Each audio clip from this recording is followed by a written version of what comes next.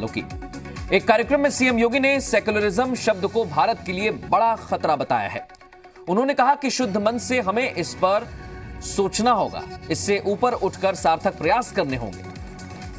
मुख्यमंत्री ने यह बयान दिया और सियासी बखेड़ा खड़ा हो गया। हालांकि ये कोई पहला मौका नहीं है, इससे पहले भी समय समय पर सेक्युलरिज्म पर सवाल खड़े होते रहे हैं।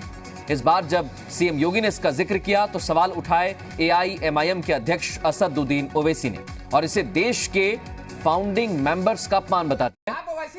और इजहार भी हमारे साथ जुड़ गए एआईएमआईएम का पक्ष रखने के लिए। इजहार, एक मिनट, पहले मैं नाहिद जी आपके पास आ रहा हूं। नाहिद लारी खान, आपको क्या लगता है, क्योंकि समाजवादी पार्टी कह रही है हमें तो औचित्य समझ में नहीं आ रहा, सेक्युलरिज्म शब्द से आपत्ति क्या है? अशोक जी ने बताया, अशोक सिन्हा जी ने बताया। मृदुल जी, सबसे पहले तो मैं महिला दिवस की सभी को बहुत शुभकामनाएं देना चाहती हूँ। और पहले तो आपका डिबेट महिला दिवस पर था और महिलाओं में बहुत उत्साह था ये सुनकर कि आज महिलाओं पर आधारित डिबेट होने जा रहा है। बहरहाल फिर टॉपिक चेंज हो गया। बहरहाल अब जो आपका टॉपिक है सेक्युलरिज्म पर सियासी संग्राम, ये सेक्युलरिज्म पर सियासी संग्राम नहीं है, ये सेक्युलरिज्म पर संवैधानिक संग्राम है। बेसिकली आप समझिए कि भारत की धुरी है सेक्युलरिज्म, और जो भारत का प्रियम्बल है, जिसे भारत का संविधान उद्देशिका भी कहते हैं, द कॉन्स्टिट्यूशन ऑफ इंडिया का जो प्रियम्बल है, उसमें भी सेक्युलरिज्म वर्ड इंक्लूडेड है। स्पष्ट कहता है, we the people of India having solemnly resolved to constitute India into sovereign, social, socialist, secular, democratic republic। तो जो चीज संविधान में इंक्लूडेड है उस पर असंवैधानिक बात करना ये उचित नहीं है। एक चीज आपको बीच में रोककर कह रहा हूं, ये भी बड़ा महत्वपूर्ण टॉपिक है, महिलाओं का टॉपिक भी है, उस पर उसको लेकर। लेकिन आपने जो प्रस्तावना पढ़ी अभी नाहिद लारी खान, उसमें एक बहुत छोटी सी चीज है, 1976 में इसे जोड़ा गया, उसके पहले इसकी जरूरत नहीं समझी गई। तो यही सवाल उठा है कि उसके पहले जरूरत क्यों नहीं समझी गई? 76 में ऐसा क्या हो गया कि हमें याद आया we the people of India और हमें अब सेक्युलरिज्म का पाठ पढ़ना होगा? मृदुल जी, अब आपसे एक चीज की निवेदन है, चूंकि मैं स्काइप से जुड़ी हूँ, आपसे निवेदन है प्लीज डू नॉट इंटरप्ट, क्योंकि स्काइप नहीं, इंटरप्ट तो करूंगा मैडम मैं, अगर कुछ पूछना होगा तो, लेकिन आपको पूरा समय भी दूंगा, आप निश्चिंत रहिए, आप कहिए अपनी बात। समय तो दीजिए, क्योंकि जब कोई बोलता है बीच में तो आवाज कट जाती है। देखिए, सबसे पहले तो मैं ये कहूंगी कि मेरी भारत के प्रधानमंत्री माननीय मोदी जी से मांग है कि उत्तर प्रदेश के मुख्यमंत्री आदित्यनाथ जी की इस असंवैधानिक बयान पर वो संज्ञान ले और सख्त से सख्त कार्रवाई करें। और अगर माननीय प्रधानमंत्री जी कार्रवाई नहीं करते हैं तो मेरी माननीय सुप्रीम कोर्ट से मांग है कि ये जो उत्तर प्रदेश के मुख्यमंत्री है, उत्तर प्रदेश एक विशाल प्रदेश है और उत्तर प्रदेश के मुख्यमंत्री ने खुलेआम मंच पर संविधान की धज्जियां उड़ाई है और इस तरह का बयान दिया है। तो हमारी माननीय सुप्रीम कोर्ट से भी अपील है कि इस असंवैधानिक बयान का वो संज्ञान लेने का महान कृपा करें। और मेरी एक और अपील है माननीय सुप्रीम कोर्ट से कि चाहे इस डिबेट पर हम लोग सब लोग एकत्रित हैं और चाहे किसी और मंच पर जो भी असंवैधानिक बात। ठीक है नाहिद जी, मैं आपके पास लौटूंगा। हालांकि आप हमें और हमारे चैनल के माध्यम से अपील कर रही हैं, इस अपील को जहां तक हम पहुंचा सकते हैं वहां तक कोशिश करेंगे, लेकिन अगर आपको वाकई कोई कार्रवाई करवानी है तो आप खुद जाइए सुप्रीम कोर्ट। मैं आपके पास लौट रहा हूं, अशोक जी जवाब देना चाहते हैं, लेकिन उससे पहले इजहार बबलू साहब हमारे साथ जुड़े हुए हैं, एआईएमआईएम का पक्ष रख रहे हैं।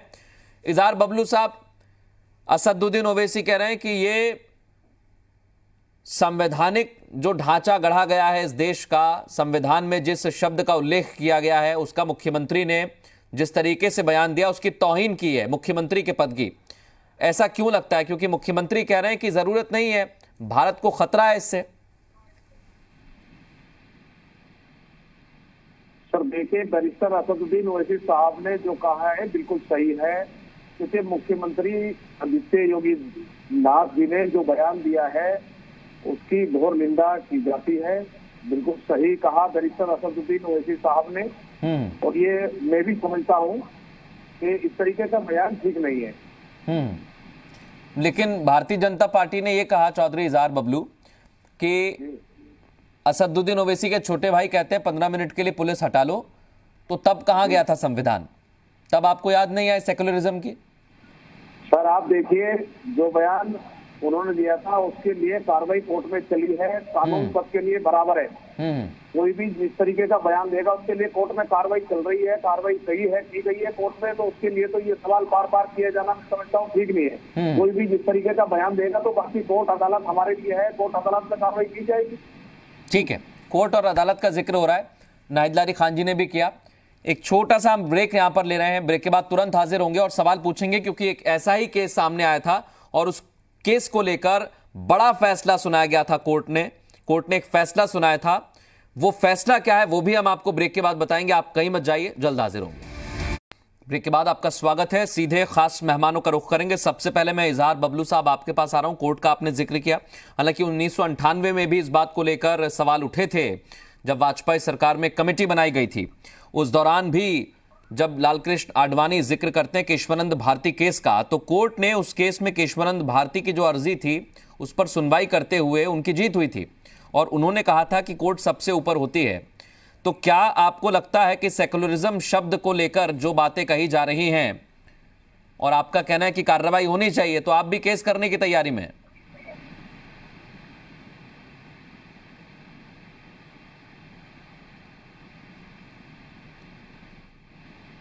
इजहार आप सुन पा रहे हैं हमें? जी सर बोलिए, आवाज कर रही थी, सही आई आपकी आवाज, अब बताइए जी दोबारा। आप केस करने की बात कर रहे थे, आप शिकायत की बात कह रहे थे ब्रेक से पहले। नहीं सर, मैंने ये बात कही थी, अभी आपने जो सवाल मुझसे किया था मैंने उसका जवाब दिया था कि वो अकबरुद्दीन ओवैसी साहब हमारे नेता के बारे में आपने सवाल किया था, उसका जवाब मैंने सीधा सीधा दिया। वो मामला कोर्ट में विचाराधीन रहा है, कोर्ट में चला है। तो मैं वही तो आपसे पूछ रहा हूं कि आपने उस मामले को कहा कि वो कोर्ट में विचाराधीन है, तो इस मामले को लेकर भी आपको शिकायत करेंगे?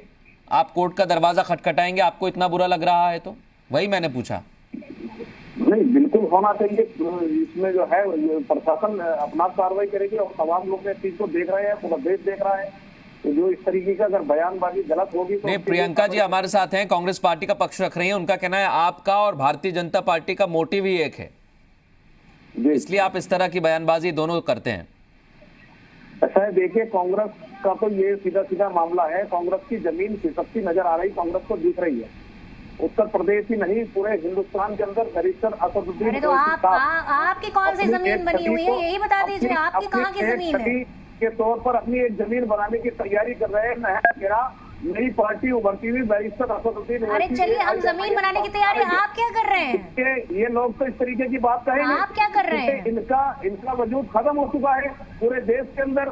कांग्रेस ने किस तरीके से क्या क्या किया है, सब आज जो भारतीय जनता पार्टी कर रही है वो सारी देन कांग्रेस की है, क्योंकि कांग्रेस ने... लेकिन उनकी सरकार तो कई प्रदेशों में है। आपकी भी सरकार है क्या किसी प्रदेश में? जी, उनकी सरकार तो है, प्रियंका जी की पार्टी की सरकार है कई प्रदेशों में, आपकी सरकार भी है। जी जी, ऐसा है। देखिए, हमारी सरकार भी बन जाएगी, नहीं है बन जाएगी। तो फिर वजूद किसका नहीं है यहाँ पर? हमें मिल रहा है, सरकार भी बनेगी बहुत जल्दी। नहीं इजहार बबलू साहब, फिर वजूद किसका नहीं है? तब बनेगी ना, ऐसे थोड़ी बनेगी। पार्टी उभरते हुए सामने आ रही है, इनकी सरकार है, तो ये विपक्ष में बढ़िया रोल क्यों नहीं अदा कर रहे? इनको बिहार में आप लोगों ने जो किया वो पूरे देश ने देखा है। जो कानून लागू भारतीय जनता पार्टी ने किए हैं, काले कानून, चाहे किसान को लेकर के हो, चाहे कोई भी कानून हो, एससी/एसटी का हो, देखिए आप अपने मंसूबों में कभी कामयाब नहीं होंगे। कांग्रेस की वजह से जो बांटों की राजनीति, तुष्टीकरण, धर्म तुष्टीकरण की राजनीति करते हैं ना, उसमें कभी जो है आप सक्सेसफुल नहीं होंगे। मैं अशोक पांडे जी को भी चर्चा में ले आता हूँ, बड़ी देर से वो इंतजार कर रहे हैं हमारा। अशोक पांडे जी, आप जवाब दीजिए सारी बातों का। नाहिद जी ने भी आपसे सवाल किए, प्रियंका जी ने भी किए, कहिए अब। एक सेकंड इजहार बबलू जी, एक सेकंड। देखिए, आपको बता दें इसी देश में तुलसी कबीरदास जी रहे जिन्होंने कहा कि पाथर पूजे हरि मिले तो मैं पूजू पहाड़। फिर उन्होंने कहा काकड़ पाथर जोड़ के मस्जिद दे बनाए तापर मुल्ला बाग दे, क्या बहिरो हुदा खुदा। इससे बड़ा पंथ निरपेक्ष कौन था? इसी देश में रसखान थे, मानुष हो तो वही रसखान, बसो बस गोकुल नंद के ग्वालन। आज इस ढंग का मुस्लिम भाई क्यों नहीं है? आज तो कोई बोल देता है तो फतवा जारी हो जाता है, कमलेश तिवारी की हत्या करा दी जाती है, तस्लीमा नसरीन के खिलाफ फतवा जारी हो जाता है, धर्मनिरपेक्षता की आड़ में वो वैसी पैदा होता है जिसका भाई कहता है 15 मिनट पुलिस हटा लो तो हम खूनी क्रांति कर दे।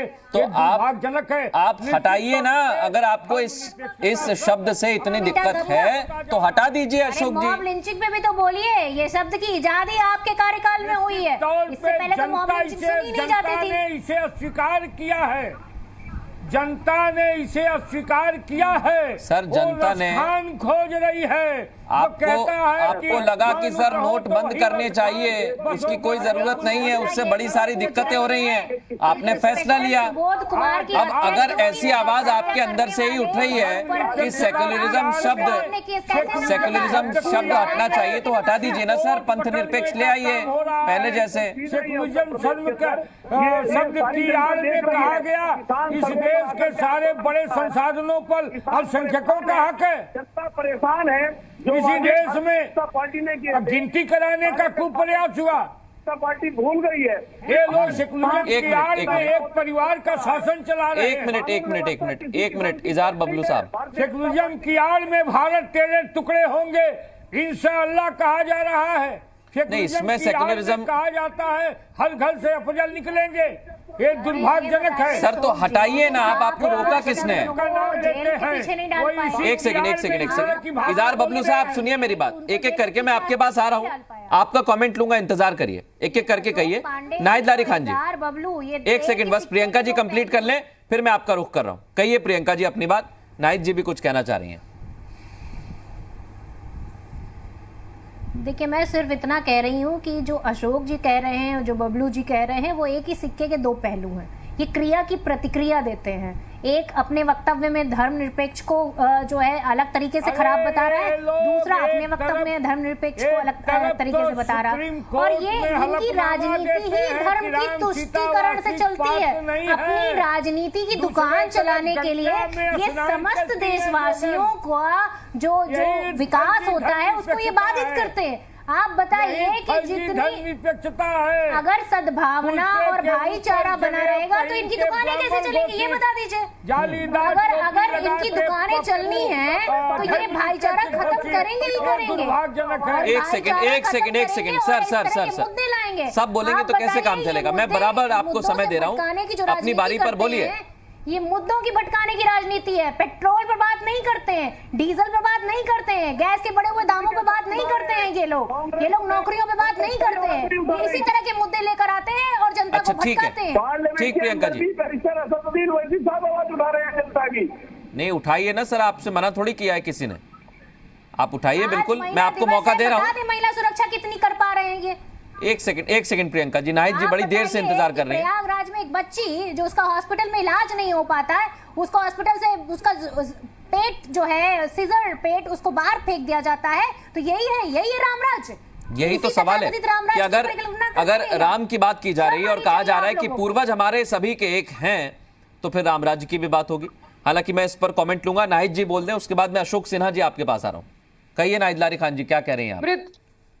मृदुल जी, जिस किस्म का बयान असंवैधानिक बयान आदित्यनाथ जी ने दिया है, ये लोकतंत्र और संविधान पर कुठाराघात हमला है। आप समझे कि भारत किसी का व्यक्तिगत जागीर नहीं है, ये 130 करोड़ जनता की जागीर है। आप ये समझे कि अभी संघ के जो समर्थक हैं माननीय अशोक सिन्हा जी, उन्होंने कहा कि 76 में एक वर्ग विशेष के लिए संविधान में अमेंडमेंट हुआ था। 76 में इमरजेंसी थी और इंदिरा गांधी जी प्रधानमंत्री थी। और मैं आपको ये बताना चाहती हूँ कि इमरजेंसी में मेरे परिवार के लोग जेल में थे। आप ये समझे कि ठीक एक साल के बाद 77 में लोकसभा चुनाव हुआ, और जिस वर्ग विशेष को माननीय अशोक जी इंगित कर रहे हैं, वही वर्ग विशेष इंदिरा गांधी जी से इतना नाराज था, कांग्रेस से इतना नाराज था कि कांग्रेस पूरी साफ हो गई। मृदुल जी, आपका मैं जानती नहीं, मैं उस वक्त पैदा नहीं हुई थी, मैं समझती हूँ कि आप भी नहीं पैदा हुए होंगे, लेकिन जो उस वक्त की ऑन रिकॉर्ड बातें हैं कि कांग्रेस साफ हो गई थी, और उसी वर्ग विशेष जिसको माननीय अशोक जी इंगित कर रहे, उसी वर्ग विशेष इतना नाराज था कि उसने कांग्रेस को साफ कर दिया था। यूपी, बिहार अनेकों जगह से साफ हो गई थी। तो ये कहना कि एक वर्ग विशेष की वजह से इसमें अमेंडमेंट अच्छा, आया, ठीक है। ये कहीं ना कहीं सही नहीं है। और आप अगर संविधान की बात करें मृदुल जी, मैं एक तो छोटी सी चीज important कहना चाह रहा हूं नाहिद जी। देखिए, मैंने आपको नहीं रोका, लेकिन अब मेरा सवाल सुन लीजिए, क्योंकि आपने कहा कि असंवैधानिक है, लेकिन इसी सोशलिस्ट और सेकुलरिज्म शब्द को लेकर जब ये 1976 में जुड़े, उससे पहले ये बताया गया, जब प्रस्तावना लिखी गई थी और फाउंडिंग मेंबर्स का जिक्र किया असदुद्दीन ओवैसी ने, तो बाबा साहेब आंबेडकर भी इसके पक्ष में नहीं थे। वो उस सभा के अध्यक्ष थे और वो इन शब्दों को इसलिए शामिल नहीं करते। मृदुल जी, सवाल ये नहीं है, सवाल ये है कि अब ये शब्द संविधान में है और माननीय उच्चतम न्यायालय ने भी बहुत सख्त है, यदि कोई व्यक्ति असंवैधानिक बातें करे या संविधान पर प्रश्न चिन्ह लगाए और उसको बढ़ावा दे। इसीलिए मैंने कहा कि माननीय सुप्रीम कोर्ट इस असंवैधानिक बात का संज्ञान ले, या मोदी जी एक माननीय चीज प्रधानमंत्री यही बहुत इंपॉर्टेंट है नाहिद लारी खान जी, जो आपने पॉइंट बोला, ये बहुत इंपॉर्टेंट है कि संविधान में जो लिखा हुआ है उस पर कोई सवाल ना उठाए। यह भी संविधान में नहीं लिखा है। संविधान में कहा गया है कि आप वक्त वक्त पर संशोधन कर सकते हैं, इसकी समीक्षा की जा सकती है, यह कोई अपराध नहीं है। इसी पर मैं, जो आपने सवाल खड़े किए 1976 की घटना बताकर, 1976 का एक पूरा, एक मिनट, मैं अशोक सिन्हा जी से जवाब ले लेता हूं जो आपने पूछा, क्योंकि वो बीच में कह भी रहे थे। अशोक सिन्हा जी, अपनी बात कहिए, अब सुन रहा हूं मैं आपको। फिर आप जवाब ले अच्छा, कह लीजिए, क्या कह रही हैं आप, कहिए। मैं ये बताना चाहूंगा कि अगर पंथ निरपेक्षता की माननीय सुप्रीम, एक सेकंड अशोक जी, एक सेकंड कुछ कहना चाह रही हैं, वो सवाल में जोड़ रही हैं कुछ। अशोक जी, अम्बेडकर ने इस शब्द को देखिए, क्यों नहीं जोड़ा? माननीय सुप्रीम कोर्ट में एक बहुत अहम मुद्दा विचार। अशोक जी, एक सेकंड, देखिए फिर वही दिक्कत हो जाती है ना, आप एक एक करके बोलेंगे तो ही मुझे सुनाई देगा। अच्छा अशोक जी, आप कंप्लीट करिए, फिर नाहिद जी आपको मौका दे रहा हूं। हमारी बात जो मैं कह रहा हूं, हाँ, आप कहिए, शुरू से कहिए। शब्द को आवश्यक नहीं समझते हुए, पंथ निरपेक्षता शब्द की आवश्यकता भीमराव अंबेडकर साहब जो इस संविधान के निर्माता थे, उन्होंने भी नहीं समझी, और इसलिए पूरा का पूरा संविधान लिखा गया, पंथ निरपेक्ष शब्द कहीं नहीं लिखा गया।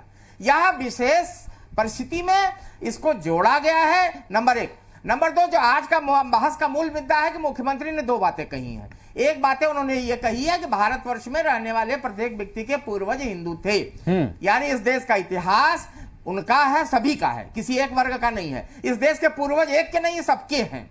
तो और इसी ढंग से हम एक साथ रह सकते हैं, जबकि देश का बंटवारा हो चुका है, तो हम इसी आधार पर यहां रह सकते कि हम सबके पूर्वज एक थे। तो वो बात सही किया, मैं उसका समर्थन करता हूं। दूसरी बात, उन्होंने ये कहा कि पंथ निरपेक्षता शब्द इस समय अनावश्यक है, क्योंकि इसका गलत लाभ लिया जा रहा है। मैं उदाहरण देता हूं, यदि पंथ निरपेक्षता बहुत अच्छी चीज है और संविधान के अनुकूल है, तो बताएं कि मस्जिद को पंथ निरपेक्ष कहते हैं, मंदिर को क्यों सांप्रदायिक नाम दिया जाता है? इमाम यहाँ के यह पंथ निरपेक्ष हैं, परंतु साधु सांप्रदायिक कहे जाते हैं। मुस्लिम लीग पंथ निरपेक्ष है, बीजेपी को सांप्रदायिक कहा जाता है। ओवैसी और इमाम बुखारी यह पंथ निरपेक्ष है, परंतु मोदी और आरएसएस को सांप्रदायिक कहा जाता है। क्यों कहा जाता है? अल्लाह अकबर का नारा यह पंथ निरपेक्ष है, वंदे मातरम सांप्रदायिक है। क्यों है? जीसस और अल्लाह यह इस पंथ निरपेक्ष है, परंतु हिंदू कहना अपने को सांप्रदायिक कहलाना है। कुरान बाइबल यहाँ पर पंथ निरपेक्ष है, गीता जो है वह सांप्रदायिक है। केरल में अल्लाह अकबर और जीसस के नाम की शपथ ली जाती है, राम के नाम पर अमेरिका में बाइबल की शपथ ली जाती है, राम के नाम पर यहाँ शपथ नहीं ली जा सकती। अरबी के लिए अनुदान दिया जाता है। अच्छा, मेरा एक सवाल है, नाहिद लारी खान जी ने पूछा, अशोक जी आपने मुझे बहुत उदाहरण दिए। एक मिनट प्रियंका जी जवाब दीजिए, अगर पंथ निरपेक्ष कोई है तो बैठा हुआ जवाब दे हमें। ठीक है, नाहिद जी आप कहिए। आप, मैं तो सिर्फ इतना कहना चाहती हूँ, एक एक करके। प्रियंका जी पहले नाहिद जी कह लें, फिर आप कहिएगा, फिर इजहार बबलू साहब भी इंतजार कर रहे हैं मेरा। इंपॉर्टेंट बात आपके संज्ञान में लाना चाहती हूँ, चूंकि हम संविधान की बात कर रहे हैं, तो आज माननीय सुप्रीम कोर्ट में एक बहुत अहम मुद्दा विचाराधीन है। माननीय सुप्रीम कोर्ट ने कहा है कि क्या रिजर्वेशन 50% तक बढ़ाया जाए, और उसके लिए सभी राज्यों से जवाब मांगा है। आपके चैनल के माध्यम से हम उत्तर प्रदेश सरकार से मांग है कि वो माननीय सुप्रीम कोर्ट को लिखकर भेजें कि जो पिछड़ों का आरक्षण 22.5% था, उसको 45% का मुद्दा है क्या? जो मंडल आयोग ने भी सिफारिश की है, कृपया शांत रहे। जो नहीं, वो पूछ रहे हैं पंथ निरपेक्ष कौन है और कम्युनल कौन है, उन्होंने पूछ लिया ना। यूपी सरकार नहीं लिखकर भेजती है तो हम मान लेंगे और उत्तर प्रदेश के पिछड़े सब मान लेंगे कि उत्तर प्रदेश सरकार बीजेपी जो है पिछड़ा विरोधी है। मंडल नहीं, लेकिन आप नाहिद लारी खान जी, आप मुद्दे से भटक रही हैं। आरक्षण को लेकर ये बहस आज की नहीं है। प्रमोशन में आरक्षण का मुद्दा कहां तक पहुंचा आप जानती हैं, कोर्ट ने इस पर क्या कहा ये आप जानती हैं। लेकिन अशोक सिन्हा जी को आपने पूछा, आपने 76 की घटना का जिक्र किया, आपने एक वर्ग विशेष को लेकर सवाल पूछा, उन्होंने जवाब दिया कि ऐसा क्यों होता है, ये पंथ निरपेक्ष हैं, वो कम्युनल है, ऐसा क्यों होता है। मैं जवाब दे दूं। हाँ। देखिए अभी कल माननीय प्रधानमंत्री जी 8,000 करोड़ रुपए के हवाई जहाज में बैठकर बंगाल गए थे और बंगाल में उन्होंने जो है पानी पी पी कर देश की एकमात्र महिला नेत्री ममता दीदी जो ब्राह्मण भी हैं उनको पानी पी पी कर कोसना का काम किया। उनका पूरा ऊपर से नीचे चप्पल से साड़ी से और चश्मा मिला ले तो 400 रुपए के वस्त्र वो पहनती हैं और मोदी जी लाखों का जो है कपड़ा पहनते हैं, लाखों का 10 लाख की घड़ी पहनते हैं, 2 लाख का पेन। इसमें कहना क्या चाहते हैं आप? मैं कहना चाहती हूँ, सुने बात, उन्होंने वहां पर स्पष्ट कहा, वहां पर मंच पर चिल्ला कि बीजेपी के डीएनए में है, बीजेपी के डीएनए में श्यामा प्रसाद जी है। खाल का कोट मिला था उनको और लोहिया जी ने भरे सदन में चिल्लाया था, आपने उसका नाम ले लिया। अशोक जी कृपया आप तो बहुत बड़े हैं मुझसे, कृपया मुझे बोलने तो दे, फिर आप बोले। नहीं, लेकिन आप मूल मुद्दे से बहुत भटक रही है, मुझे भी समझ नहीं आ रहा नाहिद जी, आप पॉइंट पर आइए तुरंत। चलिए, हाँ, लोहिया जी ने विरोध किया था और आप समाजवादी अपने को कर रही हैं, बोल रही हैं समाजवादियों के खिलाफ। मोदी जी ने कहा कि बीजेपी के डीएनए में श्यामा प्रसाद मुखर्जी है। मंच पर बैठे जो बीजेपी के प्रदेश टीएमसी में जो शामिल हुए, टीएमसी जो से शामिल हुए जो बीजेपी में, सब अपना माथा पकड़ के बैठ गए कि ये क्या बोले जा रहे हैं मोदी जी, क्योंकि इन रियलिटी बंगाल में श्यामा प्रसाद मुखर्जी के नाम पर तो वोट ही नहीं मिलना है, क्योंकि वो है। मैडम आप कहां बंगाल चुनाव पर मुझे लेके जा रही हैं? उन्होंने सीधा सवाल किया था, उसका जवाब मुझे अभी तक नहीं मिला। प्रियंका जी अपनी बात कहिए आप। नाहिद लारी खान जी, आप कहां की डिबेट को कहां ले जा रही, मुझे समझ ही नहीं आ रहा है। मैं कहना चाहती हूँ करने वाली जिन्ना की कि सेक्युलर शब्द का मतलब क्या है। सेक्युलर शब्द का जो है अमेंडमेंट किया गया, उसका रीजन क्या था? उसका रीजन ये था कि देश का जो राष्ट्रगीत है, जो देश का झंडा है, उसका सम्मान किया जा सके, जितनी भी सार्वजनिक प्रॉपर्टीज हैं उनकी रक्षा की जा सके, और देश में जो भी स्कीम सरकार निकालती है, सरकार जो भी स्कीम्स निकालती है वो किसी एक वर्ग विशेष के लिए ना हो। ठीक है, मैं इजहार जो है जितनी जनता जिनकी रिक्वायरमेंट है उन तक पहुंचे, तो ये है वास्तविकता। यही तो सवाल है प्रियंका जी, अगर सेक्युलर शब्द आ गया संविधान में या सोशलिस्ट आ गया तो उससे क्या बदल गया? सवाल ये ना कि उससे बदल क्या गया, क्या उससे आदमी के पर कैपिटा इनकम बढ़ गई, जो इजहार बबलू पूछ रहे हैं? कहिए इजहार बबलू साहब। मैं सिर्फ इतना कहना चाहती हूँ। 1 मिनट, प्रियंका जी बड़ी देर से वेट कर रहे हैं, वो एक एक करके बोलेंगे तो उनकी आवाज नहीं आएगी, इकट्ठा बोलेंगे। इजहार बबलू साहब अपनी बात कहिए आप। जी सर, मुझे एक आपको सवाल पूछ रहे थे, बोलिए जरा सा सर। प्रियंका जी ने जो कहा कि हमने 76 में इस शब्द को लेकर आए हैं और बहुत जरूरत हुई, लेकिन भारतीय जनता पार्टी का कहना है कि इसकी कोई जरूरत नहीं थी। अगर ये नहीं भी होता तो कोई बहुत बड़ा पहाड़ नहीं टूट जाता, और अभी तो खतरा है इस शब्द से क्योंकि राजनीतिक लाभ लिया जा रहा है। सेकुलर शब्द से खतरा कैसे हो सकता है? सेकुलर शब्द से तो खतरा होना ही नहीं चाहिए, क्योंकि ये देश भाईचारा प्यार मोहब्बत से चल रहा है, सेकुलर नीति से चल रहा है, तो इससे खतरा होने का तो मतलब ही नहीं बैठता। अशोक सिन्हा जी कुछ कह रहे हैं आपकी बात पर, कहिए अशोक जी क्या कह रहे हैं? मैंने कहा कि फ्रांस भी बहुत बड़ा सेकुलर बनता था, मगर उसके यहाँ खतरा क्यों हुआ?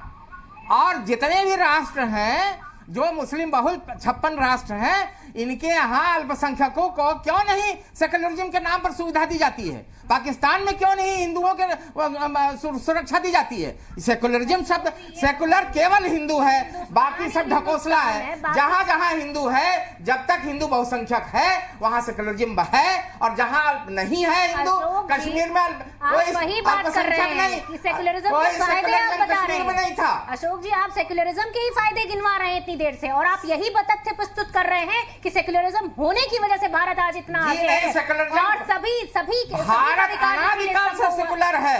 भारत, वही बात आप कह रहे हैं। वीर शिवाजी को सोचिए। देखिए, मैं एक छोटी सी बात, एक मिनट, एक छोटी सी बात, एक बात मैं कहना चाहता हूं।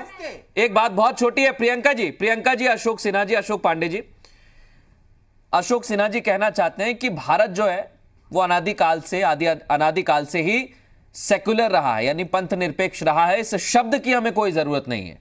कोई शब्द हमें बताए कि हम ये हैं। फाइट किस चीज की है? क्या अशोक जी आप फाइट ये किस कहना चीज चाह की रहे हैं? है? अशोक पांडे जी कुछ कह रहे हैं इस पर, कहिए अशोक पांडे जी क्या कहना चाहते हैं? कहना चाह रहे हैं अशोक जी, देखिए, मेरा ये मानना, इसी बात को कहना चाह रहे हैं। देखिए ये सेकुलरिज्म की आड़ में सारे जो आज विरोधी दल हैं सब मुस्लिम लीग हो गए।